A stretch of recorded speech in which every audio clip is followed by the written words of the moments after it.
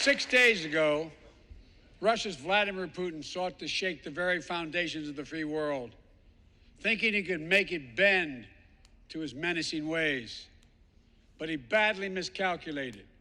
He thought he could roll into Ukraine and the world would roll over. Instead, he met with a wall of strength he never anticipated or imagined. He met the Ukrainian people.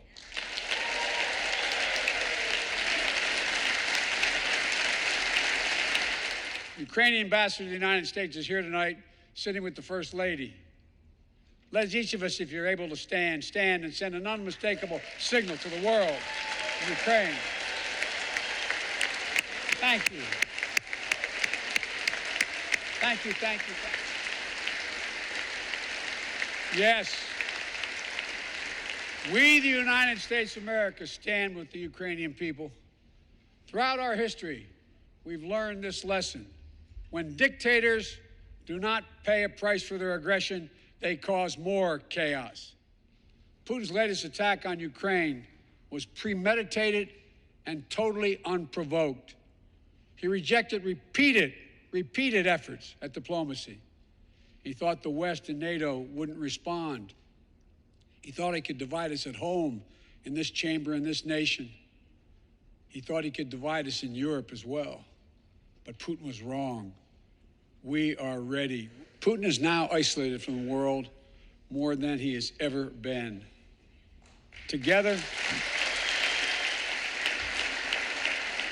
along with our allies, we are right now enforcing powerful economic sanctions.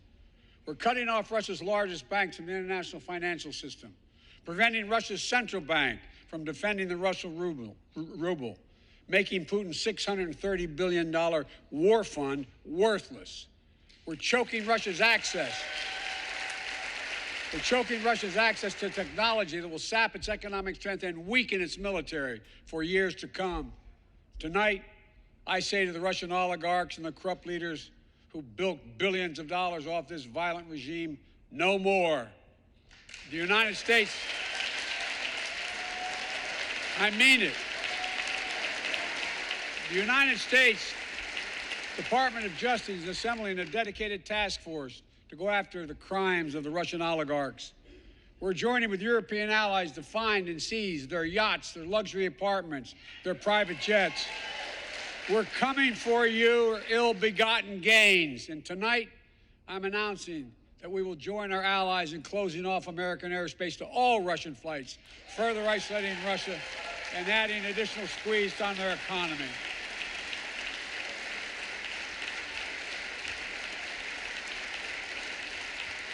He has no idea what's coming. The ruble has already lost 30% of its value. The Russian stock market has lost 40% of its value, and trading remains suspended. The Russian economy is reeling, and Putin alone is the one to blame. Together with our allies, we're providing support to the Ukrainians in their fight for freedom. Military assistance, economic assistance, humanitarian assistance. We're giving more than $1 billion of direct assistance to Ukraine, and will continue to aid the Ukrainian people as they defend their country and help ease their suffering.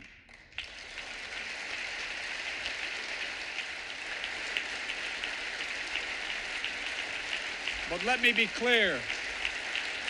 Our forces are not engaged and will not engage in the conflict with Russian forces in Ukraine. Our forces are not going to Europe to fight Ukraine, but to defend our NATO allies in the event that Putin decides to keep moving west.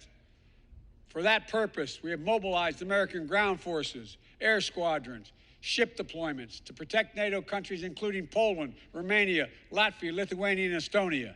And as I've made crystal clear, the United States and our allies will defend every inch of territory that is NATO territory with the full force of our collective power. Every single inch. For all Americans, I'll be honest with you, as I always promised I would be. A Russian dictator invading a foreign country has cost around the world. Tonight, I can announce the United States has worked with 30 other countries to release 60 million barrels of oil from reserves around the world. America will lead that effort. releasing 30 million barrels of our own strategic petroleum reserve. And we stand ready to do more if necessary, united with our allies. These steps will help blunt gas prices here at home, but I know news about what's happening can seem alarming to all Americans. But I want you to know we're going to be okay. We're going to be okay. When the history of this era is written, Putin's war in Ukraine will have left Russia weaker and the rest of the world stronger. Well, this is the real test, and it's going to take time. So let us continue to draw inspiration from the iron will of the Ukrainian people. To our fellow Ukrainian Americans who forged the deep bond that connects our two nations, we stand with you. We stand with you.